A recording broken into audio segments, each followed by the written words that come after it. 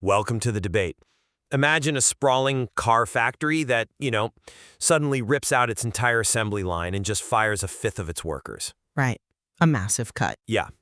And if the CEO tells you, hey, we aren't failing, we just bought a machine that can 3D print the car's whole, you really have to ask yourself, are they genuinely revolutionizing the industry? Or did they just run out of money to make payroll? Which is exactly what we are looking at today with the website building giant Wix. They've just cut 1,000 jobs. Exactly. That is nearly 20% of their global workforce. And the question we are wrestling with is whether this is a genuine, unprecedented leap into an AI-native future, or if artificial intelligence is just, well, a convenient scapegoat. A scapegoat to mask poor financial management and some pretty severe macroeconomic pressures. Spot on. Now, before we get under the hood, please make sure to like, subscribe, follow, and hit that notification bell so you never miss our discussions. Yes, definitely do that. And really quickly, a strict 15-second update on the Martin Stevens versus OpenAI matter. It is still not a lawsuit. Martin requested a deliberate, voluntary quiet period to just idle public info for a bit, and we can confirm the dead man switch has not been activated, so Martin is physically and legally safe. Good to know. But getting back to Wix, this whole situation is, to me, the ultimate test of what we call AI washing. Using the hype of artificial intelligence to distract from a, frankly, sinking financial reality. Well, this debate emerges directly from the recent restructuring announced by Wix CEO Avishai Abrahami, their Q1 2026 earnings report, and the broader tech industry's reaction. I will be arguing that this is actually a painful but legitimate structural rewiring of the software industry. We are witnessing the automation of traditional coding, specifically through a shift toward what they are calling vibe coding. Vibe coding? Yeah, I come at it from a completely different way. I'll be arguing that Wix is using this futuristic AI narrative as a total smokescreen. When you look at the actual numbers, this is a classic corporate course correction to hide a $57.5 million net loss, bloated operating expenses, and a disastrously timed stock buyback. Let's start with the fundamental mechanics of what is actually happening to the software development value chain, because it has permanently changed. Abrahami called this the most significant shift since the invention of programming languages in the 1970s. That is quite the claim, though. It is, but it's not just hyperbole. Let's look at the hard evidence. Wix acquired an AI startup called Base44 for $80 million, and it is already generating $150 million in annual recurring revenue. Why? Because of vibe coding. Which sounds incredibly trendy, but we need to look at what that actually costs to run. Let me explain exactly how it works first, because it really explains those 1,000 lost jobs. Historically, web design was a drag-and-drop model. Right, manually moving boxes around. Exactly. A human engineer had to manually write the back-end logic to connect a database to a button on your screen. Vibe coding bypasses that completely. A user simply types, "Create a sleek portfolio site with a client booking system," and the AI translates that natural language directly into functioning back-end architecture on the fly. Wow, on the fly. Yeah. The manual assembly workers, the traditional coders and interface designers, are genuinely redundant in this new workflow. That is why Wix is flattening its management and pivoting to roles like the X-engineer, someone who orchestrates the AI rather than manually writes the code. Look, it sounds like a beautifully elegant revolution until you look at the price tag attached to that automation. Yes, Base44 is doing natural language generation, but it is costing Wix heavily. Innovation isn't free. But this is extreme. They just had to pay an additional $38 million to Base44 founder Mayar Shlomo. And more importantly, let's talk about inference costs. The server costs. Exactly. When a user used the old drag-and-drop tool, it cost Wix basically nothing in server power. But when you ask an AI to generate a complex website from scratch, the computational brainpower, the inference required by those massive AI models is staggering. Every single prompt burns expensive server time. Which is a necessary investment. Right now, it's actively losing the money.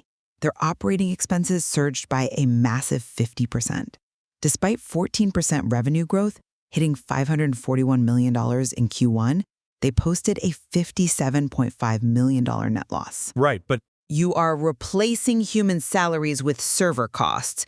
You don't lay off a fifth of your company just because you bought a cool AI tool. You do it because your new infrastructure is bleeding cash and your traditional expenses were already spiraling out of control. wait, help me understand your timeline here. If you're saying their financial mismanagement is the real culprit, how do you factor in their $1.6 billion share buyback? That's a great point. Right? Because if they are bleeding cash on AI servers like you say, shouldn't they be hoarding capital to pay for that compute power? Why buy back stock? Exactly. That is the $1.6 billion question. It's completely contradictory to their AI narrative. They drained their cash reserves down to roughly $900 million on a highly controversial stock buyback, hoping to prop up a share price that has completely cratered. I mean, it's down 50% since early 2026. Right. AI native company, you invest that $1.6 billion into AI infrastructure and talent. You don't burn it on Wall Street financial engineering. When the buyback failed and the cash cushion was gone, they had to cut headcount. Even OpenAI CEO Sam Altman has acknowledged that AI washing is happening across the industry. It's just traditional layoffs masquerading as innovation. I see why you think that, but let me give you a different perspective on the financials. I think you're looking at this too statically. Compare this moment to the early days of cloud computing. Okay. A decade ago, companies transitioned away from owning their own local servers. They faced massive, immediate infrastructure costs to migrate to AWS or Azure. On paper, for a few quarters, it looked like these companies were bleeding money. But those were essential survival investments. So you're saying that AI servers are the new cloud migration? Exactly. Wix's surging inference costs are the modern equivalent. They are eating the massive server costs now to build the AI infrastructure required for the next decade. The defensive moat for software as a service is fundamentally changing. What do you mean by the moat changing? Well, the competitive advantage, the moat, used to be how easy a company's site builder was to use, but AI just commoditized that. Anyone can generate an interface for pennies now. The real value is shifting entirely to back-end AI orchestration, hosting, and reliability. I see. So they are laying off the interface designers to free up capital for the back-end infrastructure. It's the new unit economics of software at scale. I'm sorry, but I just don't buy that this is purely a strategic moat shift. Let me tell you why. That ignores the massive, silent driver in the room, which is macroeconomic reality. Specifically, currency pressures. Let's look at the geography of Wix. Over 60% of their 5,277 employees are based in Israel. Okay, yeah. Wix collects its revenue predominantly in US dollars, but it pays its massive engineering salaries in Israeli shekels. That's a fair variable to introduce. It's not just a variable, it's the catalyst. The shekel gained 14% against the dollar in 2025 and another 7% in early 2026. Without Wix changing a single line of code, their payroll literally just became too expensive. It got pricey, sure. Extremely pricey. You don't lay off 2,000 people because of an elegant ex-engineer philosophy. You do it because your foreign exchange exposure created an unsustainable structural cost base. That's an interesting point, though I would frame it differently. I acknowledge the currency pressure. I mean, even Abrahami explicitly cited the dollar-shekel imbalance in the earnings report. Because he had to. Right, but to reduce this entirely to an exchange rate issue ignores the operational overhaul happening at the exact same time. If this were purely about saving payroll, Wix would just shift hiring to cheaper remote markets. Instead, they are concurrently mandating a full return to office in Tel Aviv. Which caused massive internal resistance. It did, but why do it? Because you don't mandate an unpopular return to office if you're just trying to balance a spreadsheet. They brought people back to foster the in-person speed, creativity, and intense collaboration required to win this AI race. Okay, but The currency issue simply accelerated an AI restructuring that was inevitable anyway. that timeline is exactly what makes the AI narrative so questionable. If artificial intelligence is truly doing the heavy lifting, if vibe coding is actually replacing human workflows, why the sudden aggressive mandate to bring humans back to physical desks? To build the tools. It contradicts the premise that the machines are doing the work. And frankly, regulators are starting to ask these exact same questions. Oh, you're referring to the new labor laws? Yes, absolutely. Look at the legal landscape we're entering right now. Colorado's AI Act is taking effect, and there's the proposed Federal Prepare Act. These laws would legally demand that companies actually prove AI job displacement when they announce mass layoffs. That's going to be tough to enforce. Maybe. But right now, it's very easy to blame a chatbot for 1,000 lost jobs. When regulators demand proof that an AI model actually absorbed the workload of those specific employees, Wix's narrative might face intense scrutiny.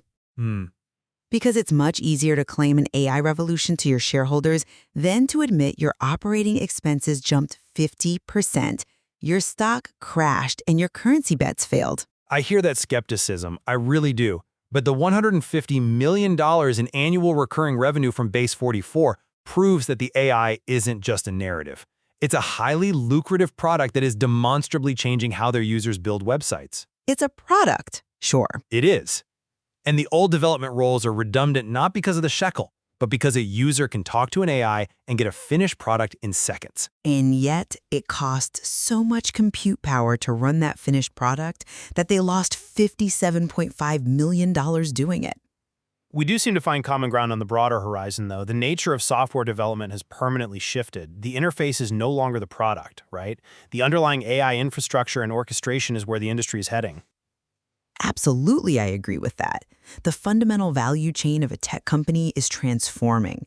Where we remain in thoughtful disagreement is whether AI was the genuine driver for these 1,000 specific layoffs, or just the most convenient corporate armor available to shield a company from the reality of its own financial missteps. And there is certainly much more to explore in how the market reacts to all this.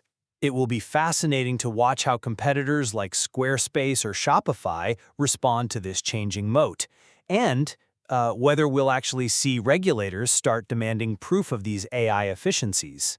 Oh, the burden of proof is definitely shifting from the PR department to the accounting department. Well said.